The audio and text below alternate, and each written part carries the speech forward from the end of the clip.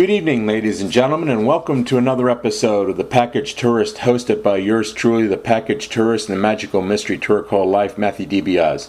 Tonight's guest is author Dr. Laura Macaluso. Laura has a doctorate in Humanities and has worked as a cultural heritage specialist for over a decade, preparing public art and public history projects, doing conference presentations, and doing consulting and grant writing work. Tonight we will be paying tribute to Laura's writing and public history career. Laura, welcome to the show. It's a great honor and privilege to have you here. Let's talk about your latest book release.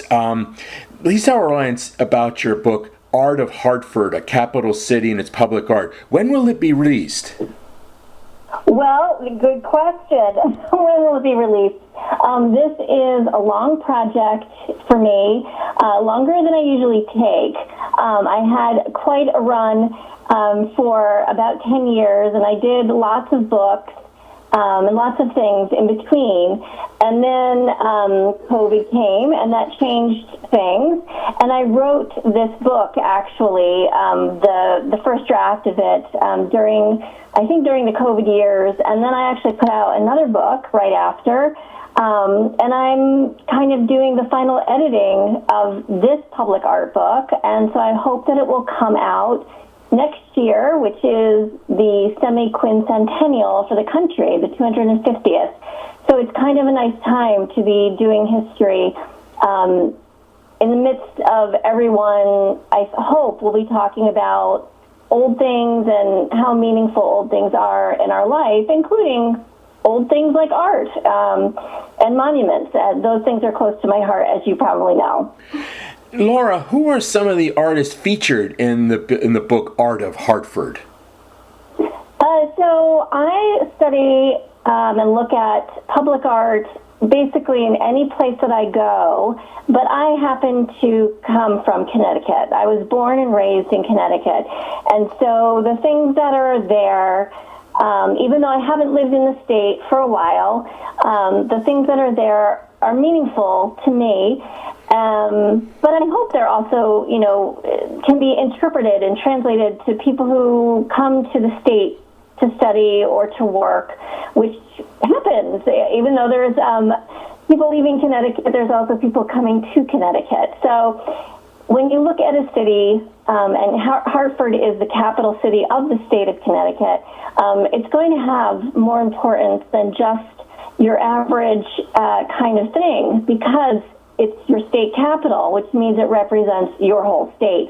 And so Hartford has an interesting history because it was an extremely wealthy Victorian city, and then, like so many American cities, it hit rough times in the 20th century, and now is trying to, making its attempt at comebacks, like so many New England cities are. But people were attracted to Hartford because it's halfway between New York City and Boston. And so people like Mark Twain came to live in Hartford. And so it has artwork that dates from the Victorian era, but it also has modern artwork. So it has famous artists like Alexander Calder, who I adore, and who lived in Connecticut for his whole adult life. And it has other modern artists like Saul LeWitt, whose work can be seen at the Wadsworth Athenaeum. So it's a great mix of old and modern, and that's what gives it kind of its unique flavor. Was it hard selecting what artists and what artworks to feature in the book? Did you make the selections all by yourself, or did you have help making the selections? That's a good question. I tend to want to write about things that I like, or things that have attracted me or caught my eye for some reason. And if you combine that with the idea that you also have to find out something about them, which means doing archival research in some form or another, I kind of put those two things together, which is there information, historical documentation I can find about a work of art or an object, and does it interest me enough to write about it? And that's basically how I make my selection, I think. Laura, what made Hartford such a magnet for authors like Mark Twain and Harriet Beecher Stowe, just to name a few? What was it about Hartford? In Hartford, as I said, its location didn't hurt. I think on the East Coast, between Boston is an old city with a heavy education-based city, interest in learning, interest in collecting history, and that permeated Connecticut as well. And then to be within commuting distance of New York City, which kind of has always been a hustle bustle kind of economic driver, that was good for a place like Hartford. And it was beautiful. On top of it, it was very leafy and green. Connecticut has rolling hills outside of the urban areas, so people would go for country drives. And people like Mark Twain and Harriet Beecher Stowe were attracted to the fact that Hartford was a huge publishing city. So there were multiple publishers, and therefore it was the right place for literary people to be. Okay. Ranking alongside other cities, would you say Hartford is a leading U.S. city in terms of fostering and encouraging the arts?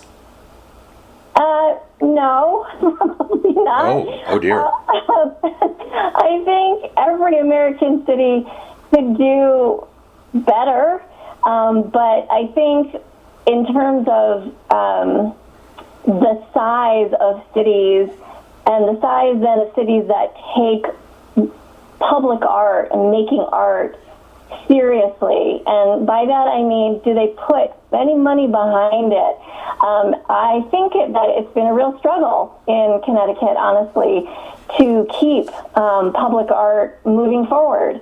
An example of that is that for many decades, at least 2 decades, the state of Connecticut had a public art program. It's called 1% for Art, which means that 1% of a new building project would be dedicated to installing some kind of artwork in a new building. And, for example, that program was discontinued. And that's not the first time or the first example. So Hartford has 200 plus years of doing this, so they've got a lot already going for it.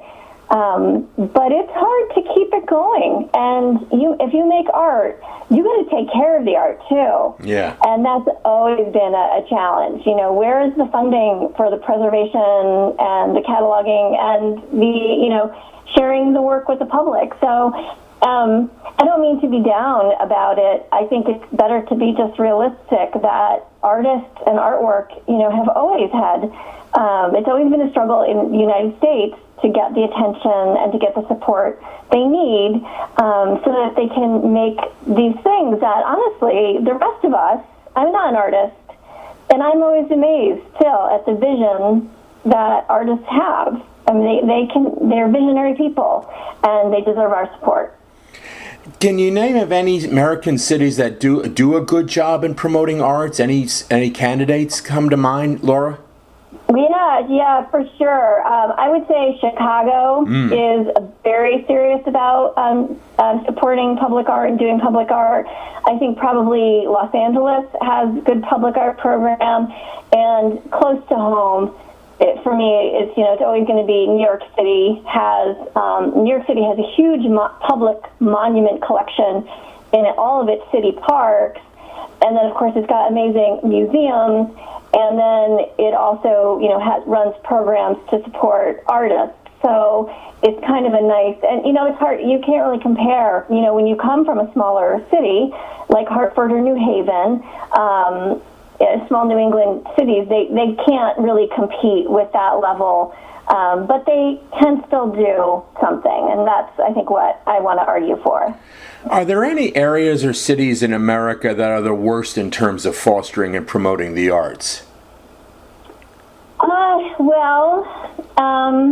I think I have found artists and art programs and art administrators and lovers of the arts, probably everywhere I've gone. So I was fortunate to live in a place called Lynchburg, Virginia for 8 years, which is near the Blue Ridge Mountains. So it's very far away. It's 3 hours away, 3.5 hours away from Washington, D.C. It's out in the country, surrounded by hills and trees, basically, and rivers.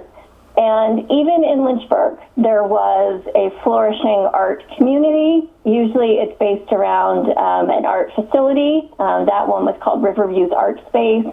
So usually there's a group of people that come together and form some kind of artist collective. And then you'll find that they're doing exhibits, or they're putting up things on the street, or they're doing a parade, or, whatever they're doing, a holiday event. They're really the people that are the movers and shakers of your community. And so I found that to be true in Lynchburg. And then recently, my husband worked in Harrisburg, PA. Well, now, Harrisburg to me is a good city to compare to Hartford, because Harrisburg is the capital of Pennsylvania. Hartford is the capital of Connecticut. And they're kind of, they kind of feel the same and, have the same bones, 19th century Victorian cities that are trying to, kind of make a little bit of a comeback. And Harrisburg does not have a very, seemingly on the surface, active community. But they actually have a terrific mural making program called Sprocket Mural Works. And those folks paint murals everywhere, and they have grown so big that they've actually gone to other cities like York, and now they're even coming into the community that I live in, which is a rural community out near Carlisle, Pennsylvania, and they're going to be painting murals in our little town, basically. So I think you can find artists and art communities everywhere you go. Okay. Getting back to Hartford, when you were doing your research, who are or were the key figures in Hartford's history who have helped nurture the arts in the city? I would say because there is 200 years plus of art history in Hartford. It's not going to, it's hard. I can't just assign, the work to one group or even one time period, because basically from the early 19th century up until our time, there have been successive groups, individuals, art movements, from the federal government, from local government, from, again, private individuals, from state. So it's basically a very rich layer that if you're interested in understanding how things look the way they do today by pulling apart the layers, that's what you would have to do to kind of understand the art history of Hartford. So, for instance, in the United States, a huge influx of art happened in the 1930s because of the WPA, the Works Progress Administration, under the Roosevelt admin, which was intended to give people jobs. And the WPA actually gave artists and photographers and writers jobs in the 1930s. So they decorated things like schools and post offices with murals and paintings and sculpture, actually, even. So Hartford is like that in that it has these multiple layers of interest. And I would say it probably changes. It could be probably changes every 10 years. There's like something new happening that makes an impact on the art, if that makes sense. Okay. Laura, when I was looking at your personal website, I noticed that many of your works focus on monuments. The question I'd like to ask you is, does each country have its own unique concept on the creation of its monuments? Is there any way to compare and contrast? Are there a variety of concepts and styles? If so, could you please compare and contrast, of how countries create and establish their monuments throughout the world? Is that possible? Well, it's a big question you're asking me to do. I'm sorry about that. That's okay. At the end of the work day. But I love the idea of comparison because, in fact, art history, which is the thing that I was fortunate to study in school, it's a worrisome thing that it won't be around maybe as much as it used to be because so many majors are being kind of challenged and discontinued. But I was an art history major, and compare and contrast between artworks, and you could do a global compare and contrast, as you just asked me. So what jumps to my mind, though, about your question is a couple things. One, every country has such a unique history.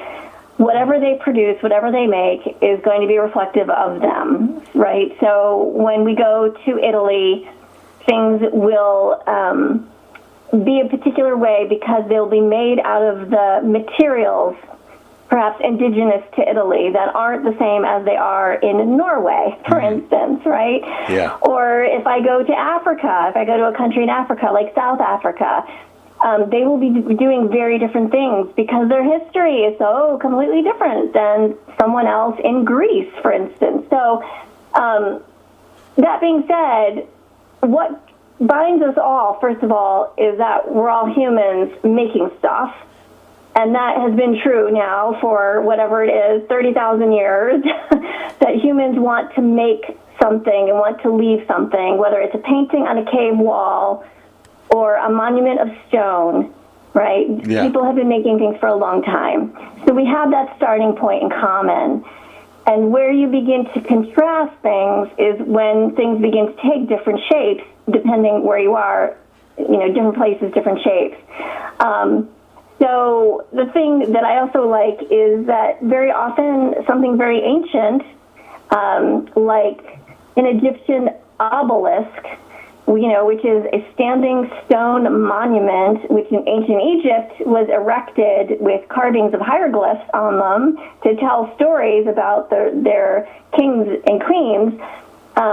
Americans began erecting obelisks in the 1800s because we liked that form of memorialization, and we saw that it lasts. It has this kind of eternal quality about it. Yeah. And so to make a monument to George Washington in the middle of Washington, D.C., well, what form of monument were you going to take? You could take anything you want. You could have put him on an equestrian statue. He could have been on his horse. He loved his horses, right? He could have been shown as a president, like standing up and orating.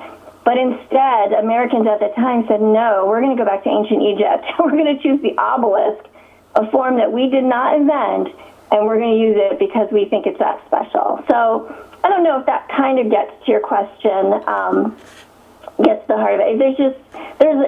It's a big question with a million responses because there's probably a million monuments to talk about, honestly. Well, of course.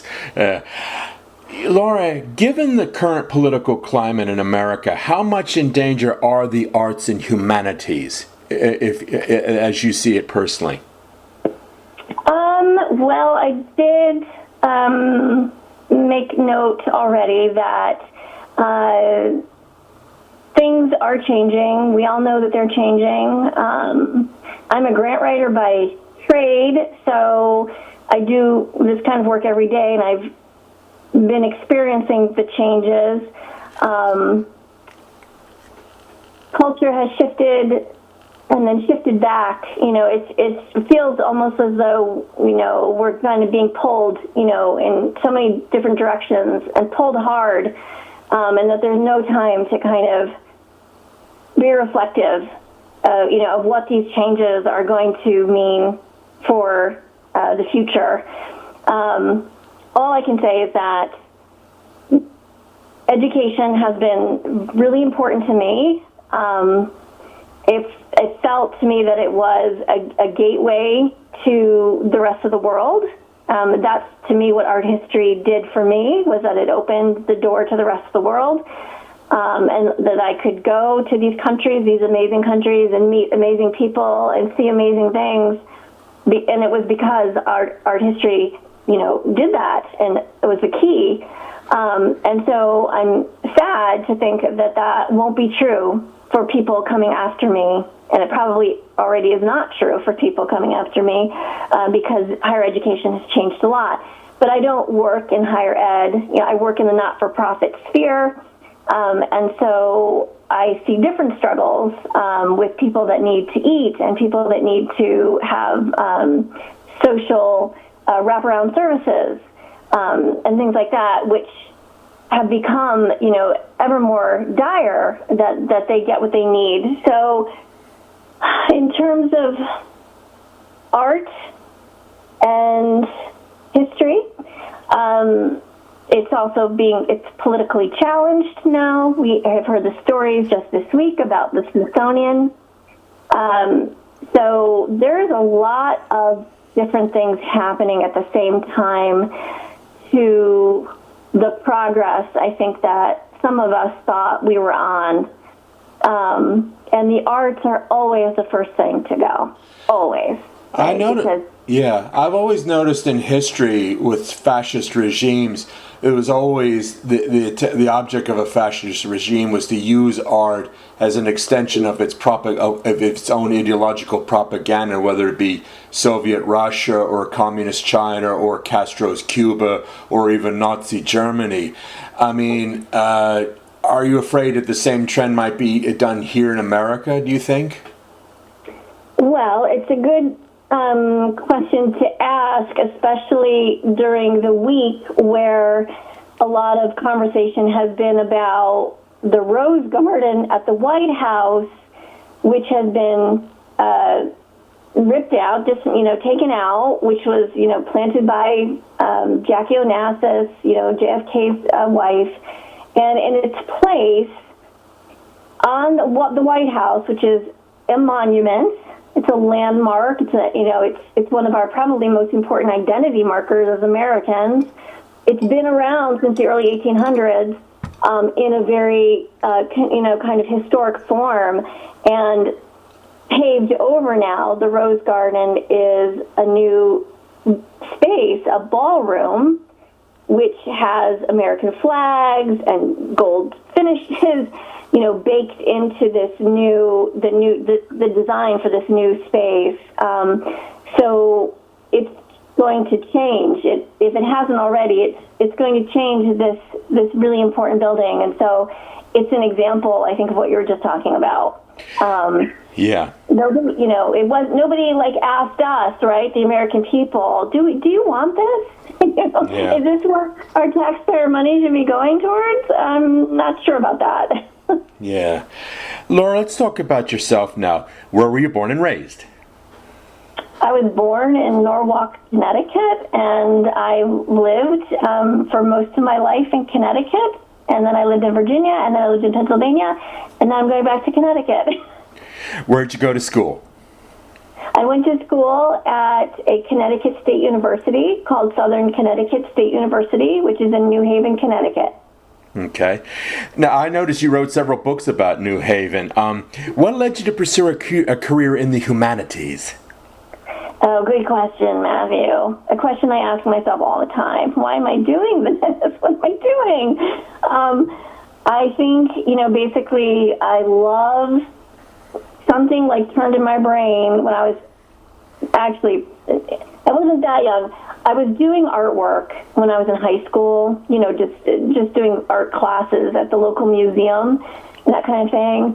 But when I discovered art history, which is a humanities practice, that became for me. And I studied English and I studied Italian, so I was kind of doing lots of humanities types of things as an undergrad. But art history was a thing that really spoke to me 100%. And I've kind of been, even though I don't teach art history, I still think like an art historian. I see things through an art historian's eyes. Who are your favorite artists? Who are my favorite artists? Oh, yes. My gosh. Well, it kind of depends on the time and the project that I'm working on, because when I'm working on, for instance, a sculptor, for a little while, I was infatuated with a man named Paul Wayland Bartlett, who actually is from Connecticut, but he lived in Paris his whole adult life. And I went to Paris to see Paul's work, in the Musée d'Orsay, etc. So if I'm working on something at that time, they have my heart. They have my head and my heart. And so it can change, but it never goes away. Like, Paul is still there. And when I get back to him, I'm going to feel like, I'm back with an old friend, basically. Yes. Laura, whenever I interview an author on my show, I always ask the standard question. Who were your favorite authors when you were growing up? And of those favorite authors, did any of them light the spark inside you to become a writer or else influence your writing style? So, of course, every writer loves this question. And I do have people that have never gone away entirely. In fact, I went to a book club just last week about one of those writers, and that is Laura Ingalls Wilder of the Little House series, which, those books have taken a beating in the past few years, but, now it's people are kind of coming back around and saying, okay, we need to think about this in a more holistic way, about what Laura and her daughter Rose were doing in those books. So I was a big fan of that. I was a big fan of series. So Nancy Drew's, but the kind of probably the artist writer who I aspired to be like, and I copied his drawings in my own books, was Edward Gorey, who was an American, who wrote like satires and short little books that he illustrated. And he was also an illustrator for other writers for mystery books, basically mystery and gothic kind of novels. And I loved that stuff when I was a kid, and I still have some of those books. John Bellaire's A Clock in the Wall kind of books, Madeleine L'Engle, A Wrinkle of Time, those types of things. So there's so many good. Connecticut also is a great place because there's a really rich history, a literary history of local folks. So I feel fortunate to grow up in the time that I grew up in. Laura, please tell our listeners, where can readers find your books? Well, if they could spell my name, I am online. So my last name is Macaluso, and you said it beautifully, Matthew, because you have an Italian last name too. Yes. So my website is lauramacaluso.com, and if you just Google my name, a lot of my writing is online because I've done things that are open access, different places that I've been to, or museums, etc. So I think I'm pretty easy to find. You mentioned in an email to me before we went on air, besides your book, Art of Hartford, which is coming out eventually, you're also putting some other things publicly, some articles. Can you tell our audience about that? Those other things you were mentioning in your email that you wanted me to mention? Go ahead. Sure. So I do write and research and write continuously. And if I find a project, then I try to find a home for it. So fortunately, and you also have to have, let me just tell you, you also need to have the long game when it comes to publishing, right? Things don't happen overnight. So these projects, all of these projects have been in the works for years. Could be 2, 3, 4 years until you finally get something published. But I do have a chapter coming out in a book about pilgrimages to the Western Front. That would be circa World War I. And so I have a chapter about a New Haven family who lost a son, an aviator, in France, and the mother and the sister did their own pilgrimage to France in 1919. So I have a chapter coming out about that. And then I have a chapter coming out about the amazing May Day rally of 1970 on the Green in New Haven, which is a moment in time when the Black Panthers were on trial in New Haven, and the city, the university and the city came together to protest against their incarceration. And it was just, it really speaks to the age, to the era. And so that will be coming out later this year as well. So lots of good stuff. Very good. Laura, after Art of Hartford is finally released, you said early next year, correct? I hope so. Okay. What do you have any ideas what your next book project will be? What the topic will be? Any thoughts? Yeah. I got projects going on. Yeah. So I'm working on a project right now about Nathan Hale, who was a young school teacher, Connecticut school teacher, who was a Revolutionary Era spy, and he was hanged by the British in 1776. So I'm working on a project about memory around Nathan Hale, which is good timing again, because again, next year is the 250th. And then, I think I've got other things too, but I can't think of them right now, Matthew. Well, I like to mention to folks, I had the honor of visiting the state capitol in Hartford, October last year, and Nathan Hale, a very beautiful statue of Nathan Hale is in the Capitol building because he was designated as the official state hero, male hero, and all that. So it's quite appropriate that you're writing about Nathan Hale, because after all, next year we are celebrating presently the 250th anniversary of the American Revolution, of course. Yep, exactly right. Exactly. That is quite an impressive statue. And my guy, who I talked about, Paul Wayland Bartlett, I'm glad you went to the state capitol, because Paul Wayland Bartlett has sculpture on that building. So you walked underneath his sculpture, so that makes me happy. Yes. I mean, is that the winged wisdom, the goddess of wisdom? Oh, yeah, good for you. You've got a good memory. It's not the goddess of wisdom. He did, if you walked under one of the portals, so one of the big doorways into the building, he did the sculpture that's on the facades of the building, the carving. Okay. Yeah, I know there was something wisdom, the wisdom of state of Connecticut, something to that effect. Yeah.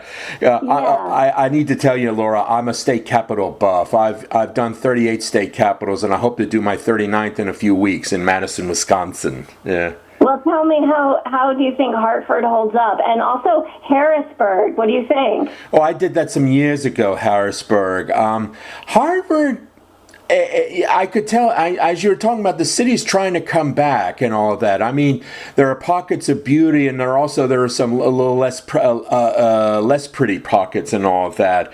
I know it's trying to restore itself, and it was most impressive, the Capitol building itself and all of that. Very moving. The work, the sculptures, not just the official state hero, but also the official state heroine. Was it Miss Crandall? Who was her name? Crandall? Yep, Prudence Crandall, that's right. Yeah. Opening up her school to all races, and all of that, most impressive, I had never heard of her before, so I asked the tour guide, who is this woman? And she told me the beautiful story of Miss Crandall there, not totally non-discriminatory, in terms of education for young ladies, and all that. Yeah, amazing. Yeah, well, I'm really impressed that you have such a good memory, Matthew. That's really great. Well, I noticed in my experiences, a state capitol is a showpiece of the state. I mean, each one is a variety. I mean, some states have their halls of fame there, their most notable citizens. Some are incredibly grandiose in terms of the architecture, and some, don't laugh, like Wyoming, are deliberately unpretentious. Deliberately so. Some, each is unique in terms of its organic government, its state constitutions, what it emphasizes, what it does not emphasize, what it preserves, and all that. So it's I always say to people, you want to understand a state, go to visit its state capitol, because it explains something to you. Why a state is what it is, and all that. Uniqueness. Right. Yes. Yeah, and they're not very often thought of as places to go to. I think the states, and Connecticut probably is a good example of this. Yes. They don't go out of their way to make it easy, because they're only open during working hours. They don't have tours enough. They don't think of them as the museums they really are, I think. Yes, and after that, I went to the Mark Twain House, which was a fantastic experience, magnificent experience. Well, I'm glad you had a good time. I'll tell my husband. Oh, don't laugh. Let me know when your next book comes out. I want you on the show again. You're always welcome, Laura. Thank you. Thank you so much. It was so good to be here with you, and I so much appreciate what you're doing. Please take care. Take care. Have a good night. Thank you. Okay, bye-bye. Bye-bye. Stay tuned, ladies and gentlemen, for my next show where I'll be interviewing football author Jeffrey Payne. Thank you and good night.